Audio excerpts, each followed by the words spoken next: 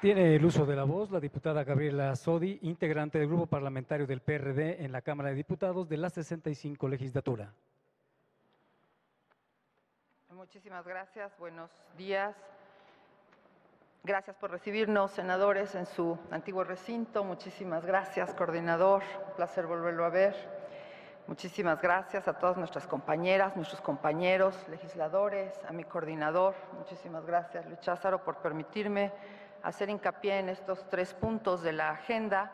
con la cual hemos estado trabajando durante la campaña y también que hemos estado recogiendo las demandas sociales y hemos hecho varios foros con voces ponderadas sobre diversos temas y en este caso la transversalidad cultural de estos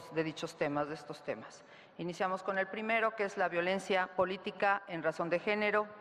La violencia política contra las mujeres ha sido uno de los principales problemas relacionados con la participación democrática de ellas. Permanentemente las mujeres son violentadas antes y durante los procesos de selección partidarios, los procesos de elección popular y en el ejercicio de sus derechos políticos y derechos electorales.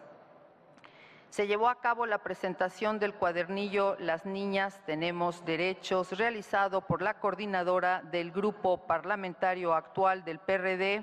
Verónica Juárez, y editado por la Cámara de Diputados. El cuadernillo nos narra la violencia simbólica que sufren las niñas de manera permanente a través del lenguaje paterno-materno y pone de manifiesto cómo las tradiciones, los hábitos, los usos, costumbres y muchas veces estas actitudes son referidas culturalmente a la minimización, a la discriminación y al rechazo de la presencia de lo femenino. Actualmente nos encontramos ante la discusión cultural sobre la necesidad de diferenciar entre tradiciones, hábitos, usos y costumbres que sirvan para la integración cultural de manera identitaria, que nos den sentido de pertenencia y fortalezcan el tejido social, contra diferenciar entre todos aquellos hábitos, tradiciones y costumbres que destruyen, aíslan, minimizan a la mujer desde las primeras infancias. La violencia simbólica traducida en cultura es la base tradicional del aislamiento, el rechazo y de la no participación de la mujer en la vida pública y política de nuestro país.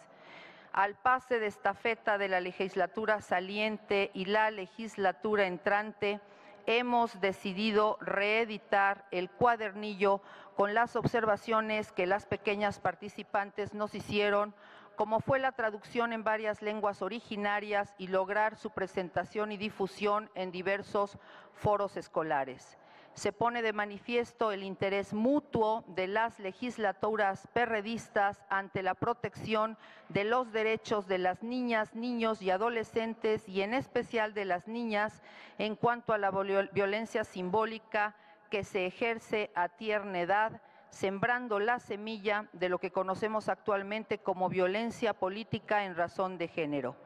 La reforma en esta materia, para ser efectiva en todo el país, debe contemplar una armonización legislativa de leyes por parte de las legislaturas locales. Segundo numeral, educación inclusiva. La educación en México sigue siendo un reto a vencer, especialmente cuando la actual pandemia ha visibilizado aún más la ya existente brecha de desigualdad y ha entregado cifras contundentes del abandono de niñas, niños y adolescentes de los procesos educativos.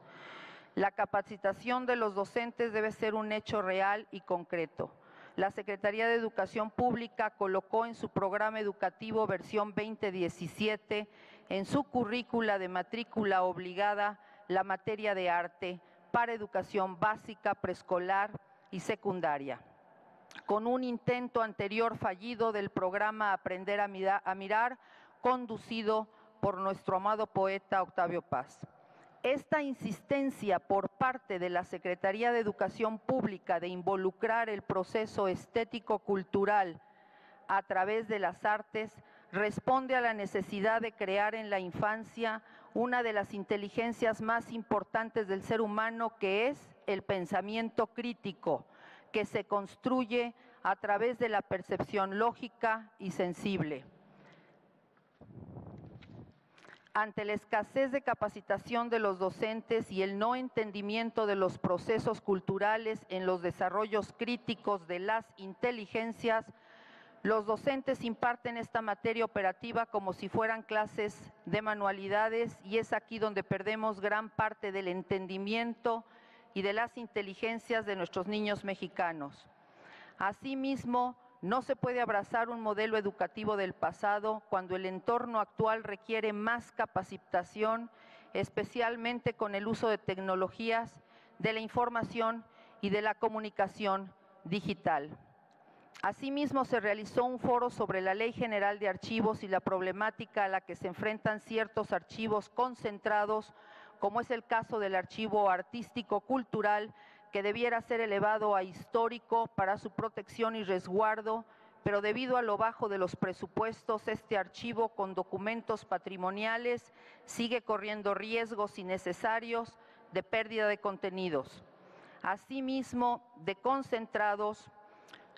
se trabajó con el tema del hospedaje de diversos archivos que, por sus características de concentrados, como su nombre lo indica, también concentran toneladas de peso. Y a la hora de decidir el hospedaje de los mismos en zonas sísmicas, como es el caso de la Ciudad de México, que custodia archivos federales, terminan fracturando los edificios que los albergan, como fue el caso de Pino Suárez en el temblor del 85, o la PGR en Reforma, o el Centro Nacional de las Artes en Churubusco. Se trató también el tema de acompañar a la comunidad de la diversidad sexual a realizar su archivo concentrado para salvaguardar su memoria tanto visual, administrativa y de sucesos. Se trató y se trabajó el tema con las problemáticas contemporáneas como el manejo digital de los archivos nacionales, que en su característica de patrimoniales y documentos históricos patrimoniales sufren deterioro al ser expuestos a fuertes cantidades de luz que en la mayoría de los casos aniquilan pigmentos y tintas, destruyendo el contenido de muchos de estos bienes nacionales. Muchas de estas casas que ofrecen el servicio de digitalización no tienen el conocimiento para dar el tratamiento adecuado y manipular muchos de los documentos patrimoniales con los que cuenta la nación. Estas casas en general, a la hora de realizar la digitalización, emiten un pequeño sello casi imperceptible sobre los derechos autorales de estas nuevas tecnologías,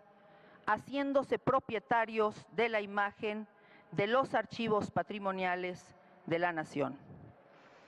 Derivado de lo anterior, proponemos mayor presupuesto para la investigación, educación, desarrollo científico y tecnológico, campañas constantes de inclusión de niñas y comunidades indígenas a las escuelas, mayor y mejor infraestructura de las escuelas para promover entornos digitales, campañas de digitalización a adultos mayores. Último numeral, respeto y promoción de los derechos humanos de cara a la Agenda 2030 para el desarrollo sostenible. Los derechos humanos fundamentales y universales que custodian la dignidad de la persona, junto con el paquete de derechos humanos sociales conocidos como DESCA, derechos económicos, sociales, culturales y ambientales, se relacionan con el trabajo, la seguridad social, la vida en familia, el acceso y disfrute de la vida cultural, el acceso a la vivienda, la alimentación, el agua, la atención a la salud, la educación y el disfrute de un medio ambiente sano.